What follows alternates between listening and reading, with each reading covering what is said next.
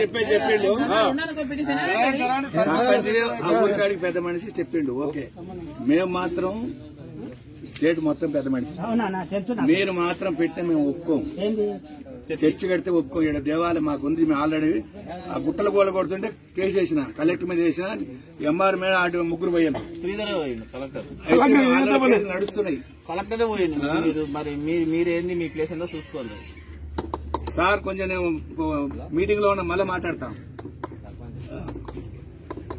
నేనేది ఎట్లా అంటే ఇంక మేము ఒప్పుకోం. మీరు కన్ను బయట అవదాల్చుకుంటే బాజాబ్తా రికార్డులో పోండి, చేసుకోండి. మా దగ్గర ఇల్లు కడతా అని చెప్పి చర్చి కట్టి పాతేయండు. వాళ్ళు కూడా పక్కన గోజులు కట్టుకుంటా అని చెప్పి ఒక ఎకరా కబ్జా పెట్టి పాతేయండు. ఇవాళ పరిస్థితి మా భావజాలు, హిందూ భావజాలను కోట్లు వేయరు వాళ్ళు. ఎవరికి కబ్జా కోర్లు ఉండరో, ఎవరు అవినీతి పరులు ఉండరో, ఎవరు దొంగలు ఉంటారో వాళ్ళు కోట్లు వేసి వాడుకోరు. దేశం మొత్తం నాగాలాండ్, మిజోరాం, మణిపూర్, త్రిపుర, గోవా, పశ్చిమ బెంగాల్ కానీ కేరళ కానీ మొత్తం పోయింది. ఇట్లే ఉంటే ఇంకొక 20 సంవత్సరాల్లో మేము కూడా మళ్ళా ఇటు రాయనికో లేకుంటే గోరికో అక్బర్కో అలాగే పూర్తిపాలి చేయాల్సి వస్తుంది. మాకు ఇష్టం లేదు. ఇది డెమోక్రసీ కంట్రీ. ప్రపంచ దేశం ఇంక అంత కోరికుంటే అమెరికా పోయి బతకండి, లేదా ముస్లిం బాగా లేకుంటే బంగ్లాదేశ్ పోయి బతకండి, లేకుంటే పాకిస్తాన్ పోయి బతకండి. మేము ఉత్తరం ఉంటే మేము అన్నదమ్మలా చూస్తాం, మేము మా బాబామర్లా చూస్తాం. మేము ఎప్పుడు కూడా మీకు వ్యతిరేకం కాదు. కానీ స్వయంగా మా ఊర్లో మాకు జరిగింది.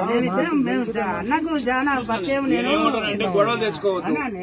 గొడవలు తెచ్చుకుంటే మా తీవ్రవాద సంస్థని మీరు కాంప్లైంట్ ఇచ్చుకున్న బాధలు. ఎంగారావు నాయుడు నా పేరు, స్టేట్ వర్కింగ్ ప్రెసిడెంట్ శివసేన. నడి రోడ్లో కోసి పాతింటాం. ఇంటికి వచ్చిన నీటి కాడ ఉన్నా నేను అది కూడా చెప్తున్నా కదా. నేను నడి రోడ్డు కోసి పాతింటాం.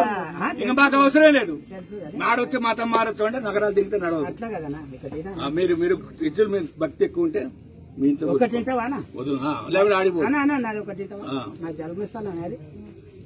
జన్మస్థానం ఏడు కాబట్టి మన మా వాళ్ళు తప్పు చేసేటప్పుడు చెప్పుతో కొడతాం. మా అగ్ర కులాలు కానీ లేకపోతే మా ఇంట్లో చెప్పుతో కొడతాం.